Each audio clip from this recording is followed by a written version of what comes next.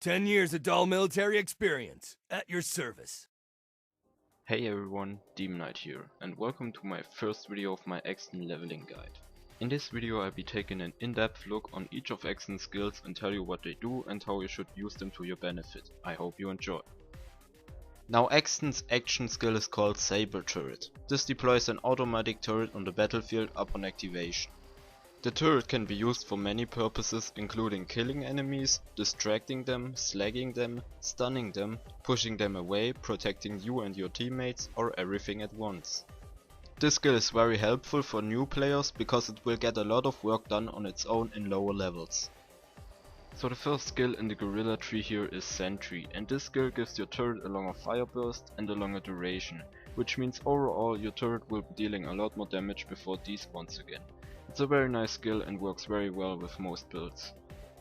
The next one is Ready, and there's not much to explain about this one. Plus 40% reload speed when maxed out, which will always come in handy, so definitely something to pick up. And here we have Laser Sight, which increases the accuracy of your turret. I don't really recommend this skill unless you want your turret to hit a lot of enemies that are far away, like flying enemies, but most of the time it isn't needed anyway, as your turret will simply be close enough to the enemy. Alright, and now to the skill Willing. This is a great skill which increases your shield recharge rate and decreases your shield recharge delay, so overall it helps you to stay alive. Willing works with pretty much every build except a melee build with a Void Shield, but if you play as melee Axton, speccing into Willing won't be your first mistake. The next one is Onslaught, and this is a kill skill, meaning it will only come to effect when you kill something and last for a couple of seconds. Onslaught gives you increased gun damage and movement speed, which both are extremely useful in a battle situation to either deal more damage and get to the enemies quicker or to escape a risky situation. You can also use this to run through a map quickly by killing just one enemy and running away. Definitely an awesome skill you should pick up. Okay, so Scorched Earth right here is a 1 out of 1 skill, meaning you only need one skill point for it. This one lets your turret shoot rockets at your enemies. This is very useful to kill stuff in lower levels and helps a lot to reduce the health regeneration of enemies on higher levels. You don't need to pick this up, but it surely isn't a bad skill in any way. Next we got Able. This skill activates a slight health regeneration upon shooting an enemy. I don't really recommend this skill as it isn't a passive regeneration and you will need to be in a combat situation for it to work, which doesn't help if you're trying to regenerate health. Also, its percentage of healing is too low to keep you alive in the middle of a fight, unless you're standing miles away from the enemy. You can pick it up, but I think there are better options to invest your points in. The next one is Grenadier. This is an excellent skill if you're planning on using grenades as a source of damage.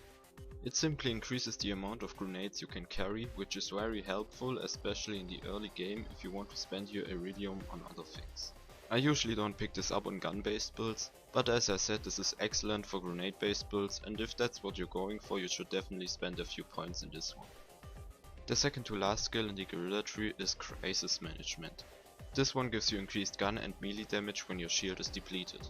Even if you're using skills like Willing that keep your shield up most of the time, this is still a nice skill to pick up in case you catch a damage over time or are in fight for your life. The last skill in this skill tree is Double Up. This one adds a second gun to your turret and lets it shoot slag bullets. This skill is extremely useful, especially on higher levels, as it slags enemies for you, so you will be able to kill them fast. Points into the skill Sentry will increase the chance to slag an enemy with the first burst of your turret. If you choose to go down the skill tree, there is no reason in not picking this up. The first skill in the Gunpowder skill tree is Impact. This one is pretty straightforward. It simply boosts your weapon and melee damage. If you want to deal damage with weapons, you should always spec into this. The next one in this tree is Expertise. It increases your weapon swap speed, aim speed and movement speed while aiming. This is a very useful skill to help you slag enemies faster on higher levels, so that you can kill them faster too, by reducing the time it takes to swap to your slag weapon and back. This also helps you to keep your kill skills active, which means more potential DPS. This can also save your life if you're in fight for your life and quickly need to swap to a stronger weapon. Next we have Overload. Overload simply increases the magazine size of assault rifles, but by a lot. If maxed out you'll get plus 50% magazine size, which can be very useful for some assault rifles. Even investing only 1 or 2 points into Overload helps them a lot. Obviously you should only spec into this if you're using assault rifles at all. Metal Storm right here is another kill skill. This one gives you increased fire rate and a high recoil reduction. It is an extremely helpful skill for nearly any weapon, as it simply increases DPS without much penalties, as the recoil is greatly reduced. Just like Onslaught, I definitely recommend using this skill. Next is Steady. In my opinion, this is one of Axton's best skills. Steady increases your rocket launcher and grenade damage and also reduces your recoil a bit. A pretty odd combination of buffs, but every single one of them would be worth it to max the skill out. If you're using either high fire rate weapons or weapons with high recoil, the recoil reduction is always nice. If you're using any type of rocket launcher, this is another great skill for you. And if you're using grenades or anything that gets boosted by grenade damage, like for example splash damage of certain guns, you should always pick this up, as that is Axton's greatest source of damage. I highly recommend this skill, but that doesn't mean that it is always needed. It depends on your gear and build, but if you're using anything of what I just listed, you should make sure to spec into Steady. The next 1 out of 1 skill is Longbow Turret. This gives your turret over the double amount of health and adds a longbow function to it, similar to longbow grenades. This makes for a more tactical turret placement, especially if combined with other turret skills, and can help you to effectively distract enemies by throwing it directly at them. The extra health will also make sure that it doesn't get destroyed during that. Next up we have Battlefront, which increases your gun, melee and grenade damage while your turret is active. This is another excellent skill for both weapon and grenade based builds, as long as you plan on using your turret. And the next one is Duty Calls. This skill improves your damage and fire rate of non-elemental weapons. If you find yourself using a lot of non-elemental weapons, this skill might be good for you. However, on higher levels I wouldn't recommend it, as elemental weapons will become a lot stronger. Alright, here's another 1 out of 1 skill called Do or Die. This skill simply increases your rocket launcher and grenade damage and also allows you to throw grenades during fight for your life. This is another extremely helpful skill for grenade builds, as you will not lose your main damage source in fight for your life, and of course because it boosts your damage. Definitely something to pick up, maybe even if you're not using a grenade build, because it can save your life in tricky situations. The second to last skill in the gunpowder tree is Ranger. This skill increases pretty much everything by a small amount. If maxed out, you'll get a plus 5% on maximum health, reload speed, fire rate, accuracy, critical hit damage, gun damage and magazine size. If you have a class mod which boosts this skill, you can invest 1 point into it, but otherwise I wouldn't recommend this one, because 1 point for only 1% of a buff is way too low and you'll get more out of most other skills. The final skill in the gunpowder skill tree is Nuke. This adds a giant explosion to your turret every time you deploy it. On lower levels this explosion is able to greatly hurt and even one-shot enemies, while on higher levels its main use can be found in pushing enemies away from you and stun them for a while, giving you some time to breathe. Combined with the skill Longbow Turret, you can get great use out of Nuke, and if you choose to go down this tree, I definitely recommend getting this skill. And now to the right tree called Survival. The first skill here is Healthy, which simply increases your maximum health. On lower levels this can improve your chances of surviving waves of enemies greatly, however I definitely don't recommend this skill on higher levels, as enemies will be able to health gate you instantly and you want as less health as possible, so that you can heal yourself over health gate again quickly. But sometimes the skill might be picked up if you don't want the skill Preparation, to which I'll get in a second. Like this you can make sure that your health stays low and benefit from another skill called Pressure, which I'll get to later and explain why.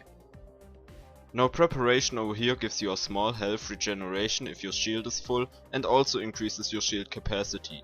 This is a helpful source of healing if you're not in a combat situation, and the extra shield capacity is always nice to have. The next one is Last Ditch Effort. This skill increases your gun damage and movement speed in fight for your life. While the movement speed isn't very noticeable, the gun damage can actually save your life. It is also great combined with the skill Crisis Management. So this skill isn't a must-have, but surely something you can spend your points in. Alright, and now to the skill Pressure. In my opinion this is another one of Axton's best skills. It gives you insane reload speed and shield recharge delay if your health is low. The lower your health, the greater the bonus gets. Now if you spec into Preparation, your health won't be very low for a long amount of time. meaning you can't really use the skill to your advantage. If your health stays low all the time, you have insane reload speed, which is perfect to kill bosses with TDO weapons that get boosted by grenade damage. But even outside of bosses, the skill is very helpful, as the decreased recharge delay can save your life, and the reload speed is very nice to have in Fight for Your Life. Overall, definitely an amazing skill to have. And next we have Forbearance. This skill decreases the amount of time a status effect will have on you. It also gives you a tiny bit of extra health. I never really used the skill, but that's just because there are other skills I want to spend my points in if I'm going down the survival tree, but I don't think this is a bad skill. If you don't use a shield with an elemental resistance and have some points left, you can always put them into Forbearance. Next up is another 1 out of 1 skill called Phalanx Shield. This gives your turret a shield around it that blocks projectiles of enemies, but enemies can still run through it and either shoot your turret inside the shield or attack it with a melee attack. In lower levels the skill is nice to block some attacks of the enemies and gives you some room to breathe, but on higher levels the shield will only block very few attacks before it gets depleted, so I don't recommend this past you via gem. The next skill is Quick Charge, which is the last of Axton's kill skills. Quick Charge gives you a shield regeneration after you kill something. This is very helpful for shields with a high capacity or shields with a special effect that only requires a small amount of your shield to be active, so even only 1 point into the skill can be helpful. Overall an extremely good skill. The next one is Resourceful. It increases the cooldown rate of your action skill. I usually don't go this far down the survival tree, but if I do, I always use the skill because it's just a flat bonus, similar to Ready or Impact, that always helps a lot. If you have points into Battlefront, this also means the skill can effectively increase your damage. And this one right here is Maglock, another 1 out of 1 skill. This skill lets you deploy your turret on walls or ceilings. It is excellent combined with Longbow Turret and gives you much more space to place your turret in. Like this, the turret will be able to easily distract, slack and even kill enemies if used right. It's a very nice skill worth speccing into. The second to last skill in the survival tree is called Grit. In my opinion, the skill is a bit overrated. Grit gives you a chance to ignore any damage that would kill you and instead restores half of your health. If you're lucky enough, the skill can get pretty broken, but it's nothing to rely on, not even if you have a class mod that can boost it to 11 out of 5, which would bring it to 44%. Obviously it can save your life, but I don't recommend it because it's pure RNG. And the very last skill of this tree is Gemini. This skill gives you another turret, meaning you will be able to throw out 2 turrets separately from each other.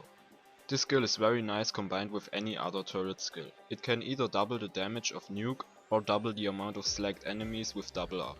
Phalanx Shield also works really nice with this skill. If you deploy both turrets next to each other, you'll have double the amount of shield.